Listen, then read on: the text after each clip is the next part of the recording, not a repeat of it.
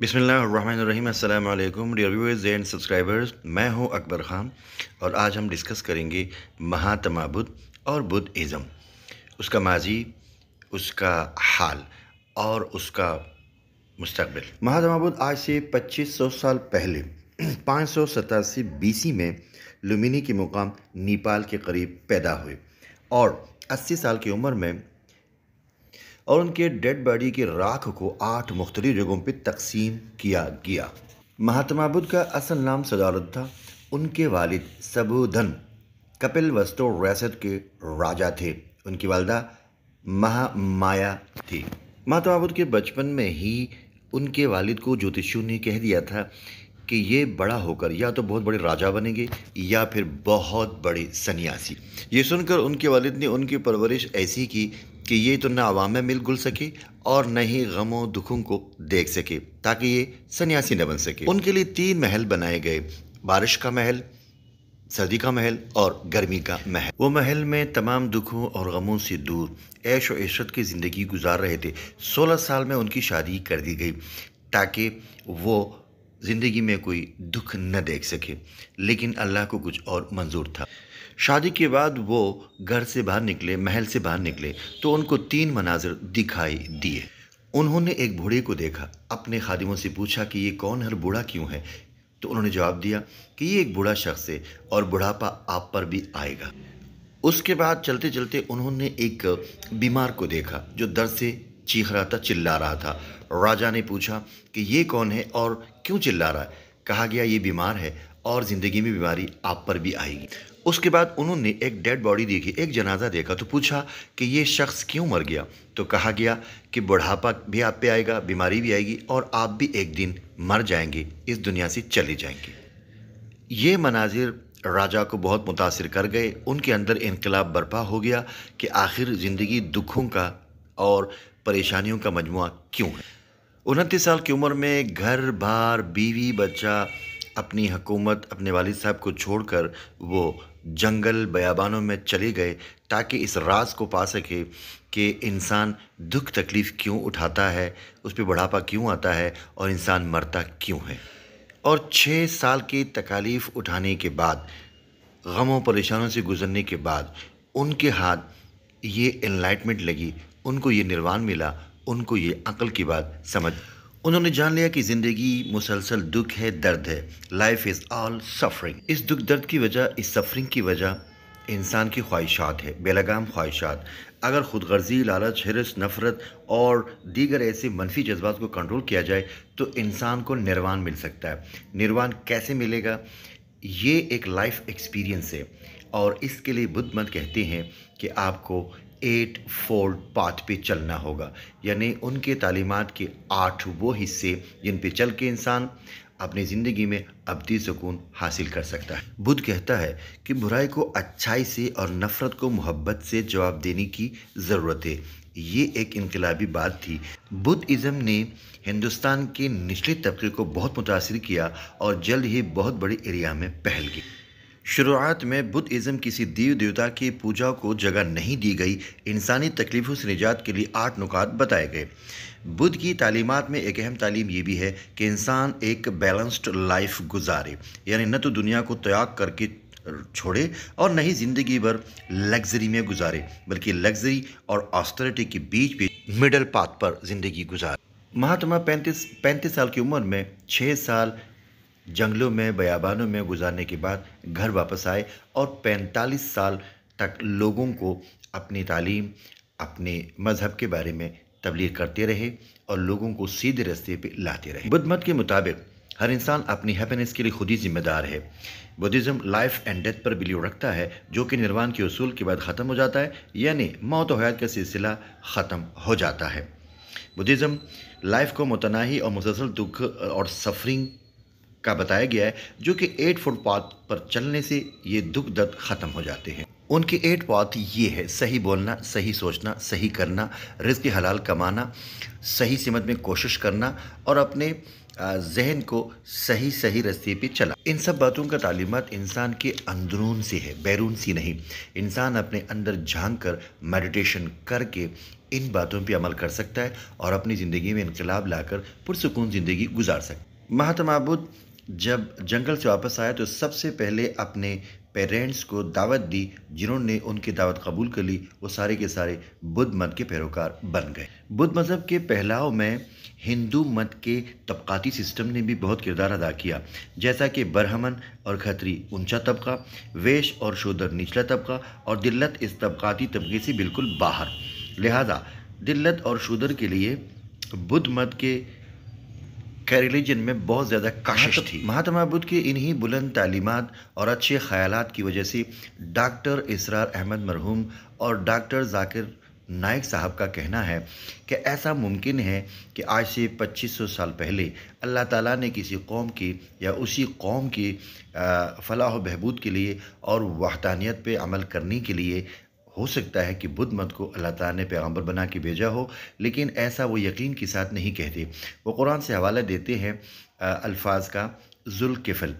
ذوالکفل کا مطلب ہے کہ کفل کا بہت بڑا آدمی، جبکہ لیکن ان اسکالرز کو اس بات کا کوئی یقین نہیں کہ وہ پیغمبر تھے یا نہیں تھے۔ بدھ مذہب کے پھیلاؤ میں ہندو معاشرے کے طبقاتی سسٹم نے اہم کردار ادا کیا۔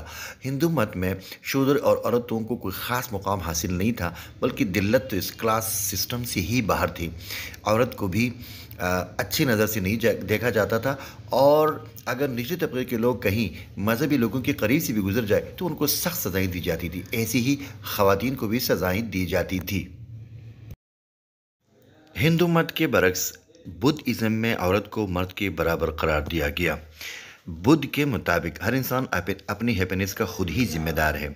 بدھزم کہتا ہے کہ life and death per blue تو رکھو، جو کہ نروان کے بعد ختم ہو جاتا ہے، یعنی موت و حیات کا سلسلہ نروان کے بعد ختم ہو جاتا ہے۔ بدھزم ہر طرح، ہر نسل، ہر قوم کے لوگوں کو انوائٹ کرتا ہے۔ نتیجہ یہ کہ یہ عوام میں بہت مقبول ہوا۔ نہ صرف عوام بلکہ آس پاس کے ریاستوں کے راجے مہاراجے بھی بدھ ازم کو قبول کر چکے اور بدھ ازم میں شامل ہو گئے۔ مہاتما بدھ نے کل 80 سال عمر پائی۔ 80 سال کی عمر میں خوشی نگر میں نیپال کے قریب 567 قبل مسیح میں وفات پا گئی، اور ان کے ڈیڈ باڈی کے راکھ کو 8 مختلف جگہوں میں تقسیم کر کے دفنایا گیا۔ مہاتما بدھ کے مرنے کے بعد ان کی تعلیمات کو ایک جگہ اکٹھا کرنے کے لیے ایک کونسل بلائی گئی۔ یہ کونسل 483 قبل مسیح میں بادشاہ آجات شترو کے عہد میں راجپیر کے مقام پر بلائی گئی۔ دوسری کونسل بادشاہ کالا شوکا کے عہد میں وشالے کے مقام پر 383 قبل مسیح میں بلائی گئی۔ تیسری کونسل اشوکا کی سرپرستی میں پاٹلی پوترا کے مقام پر بلائی گئی 250 قبل مسیح میں۔ چوتھی کونسل کوشان ٹیمپل کے کنگ کنیش کے کشمیر میں 72 AD میں بلائی۔ ہر مذہب کا مقصد روحانی تبدیلی اور معاشرے کے غلط رسوم کو ختم کرنا ہوتا ہے۔ پھر وقت کے ساتھ ساتھ اگر مذہب صرف رسوم و رواج میں چلا جائے اور رسوم و رواج کے سامنے جھک جائے تو اس مذہب کا ڈکلائن شروع ہو جاتا ہے۔ ہندو مت کے ڈسٹارٹڈ شکل کی وجہ سے بدھ ازم کا آغاز ہوا تھا، لیکن صدیاں گزرنے کے بعد وقت کے ساتھ ساتھ خود بدھ ازم بھی غلط رسومات کا شکار ہوا۔ ان کونسلز کا مقصد یہی تھا کہ کس طرح بدھ مذہب کو واپس اپنی اصل شکل میں لایا جائے۔ بدھ مذہب کے زوال کے سلسلے میں بات کرتے ہیں۔ ہندو پنڈتوں نے ہندو مت میں کافی اصلاحات کی، جیسے عورت اور نچلی ذات کے لوگوں کو بھی کافی حقوق دیے۔ نمبر 2، بدھا کے پیروکاروں نے عوام کی زبان پالی کی جگہ سنسکرت زبان اپنا لی، جو اونچے طبقے کی زبان تھی۔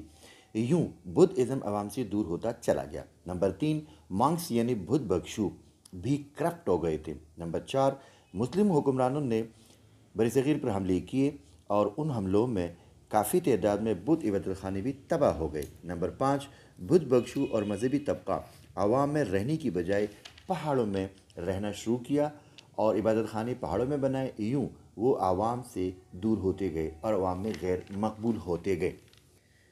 اس کے علاوہ برہمن راجہ بھوشیا متر شونگ نے بدھ مت کے ماننے والوں کو ریاستی طاقت سے کچل دیا۔ ہون کنگ مہر کل نے سینکڑوں ہزاروں بدھوں کو موت کی گھاٹ اتار دیا۔ شیشانگ آف گورا نے بدھ ٹری کو کاٹ کر گرا دیا۔ یہ وہی درخت ہے جہاں بدھ کو انلائٹمنٹ ملی تھی۔ تاریخ کے مطابق 16 ٹوپاز کو ختم کر دیا گیا اور یوں سینکڑوں ہزاروں بدھوں کو موت کی گھاٹ اتارنے کے بعد اس کا انجام قریب ہوا۔ بدھ کے مرنے کے بعد 200 سال بعد اشوکا نے بدھ مذہب کو قبول کیا اور اس مذہب کے پھیلاؤ کے عمل کو انڈیا سے باہر چین، جاپان، سری لنکا، بھوٹان اور دیگر دور دراز علاقوں تک پھیلا دیا۔ منظم انداز سے یہ کوششیں رنگ لائی اور اس طرح اشوک بدھزم کو ایک عالمی مذہب بنانے میں کامیاب ہو گیا۔ اور اب ذکر ہو جائے بدھ مت کے مسلکوں کا۔ چوتھی کونسل 72 AD کے بعد اس کونسل میں بدھ مت کو مہایان اور ہنیان میں تقسیم کیا گیا، لیکن آج بدھ مت سینکڑوں فرقوں میں تقسیم ہو چکا ہے۔ مہایان فرقہ، اس میں بدھ کو خدا کا درجہ دیا گیا۔ چین، جاپان، کوریا، تبت میں اس فرقہ کو اس مسلک کو فالو کیا جاتا ہے۔ ہنیان مسلک، اس میں بدھ کی اوریجنل تعلیمات پر زور دیا گیا، بتوں کی پوجا کو رد کیا گیا، مراقبہ میڈیٹیشن کے ذریعہ سیلف ڈسپلن کو فوکس کیا گیا ہے۔ تھراوڑا، یہ مسلک ہنیان اسکول آف بدھزم کی شاخ ہے۔ سری لنکا میں اس کا ظہور ہوا۔ بدھ کے اصل تعلیمات کو اس مسلک کے قریب سمجھا جاتا ہے۔ Cambodia, Myanmar, Thai land, Sri Lanka, Laos میں یہ بہت مقبول ہے۔ آج بدھ مت پوری دنیا میں پھیلا ہوا ہے۔ کل تعداد بدھوں کی تقریباً 52 کروڑ ہے۔ بھوٹان، کمبوڈیا، میانمار، سری لنکا میں یہ سرکاری مذہب کے طور پہ موجود ہے۔ اس کے علاوہ تھائی لینڈ، منگولیا اور لاؤس میں یہ اکثریتی ریاستی مذہب ہے۔ پوری دنیا میں 52 کروڑ کی تعداد میں بدھ مت کی موجودگی کا مطلب ہے کہ یہ دنیا کا چوتھا بڑا مذہب ہے۔ پہلا مذہب بڑا کرسچینٹی، دوسرا اسلام، تیسرا ہندوازم اور چوتھا بڑا مذہب عالمی سطح پر بدھ ازم ہے۔ آج چین میں، جاپان میں، کوریا میں اور دیگر ممالک میں، دنیا کے دیگر ممالک میں بدھ ازم موجود ہے۔ دلائی لاما آج کا ان کا روحانی پیشوا ہے اور یہ ہوتے ہیں تبت میں۔ حقیقت یہ ہے کہ مہاتما بدھ کا یہ بدھ مذہب ہندوستان سے تو رخصت ہو گیا، لیکن دنیا کے بہت سارے ممالک میں آج بھی اس کے ماننے والے لاکھوں کروڑوں کی تعداد میں موجود ہے اور موجود رہیں گے۔ تو ڈیئر ویورز اینڈ فرینڈز، امید کرتا ہوں کہ آپ کو میری یہ ویڈیو پسند آئی ہوگی اور آپ اسے لائک کریں گے، شیئر کریں گے۔ تھینک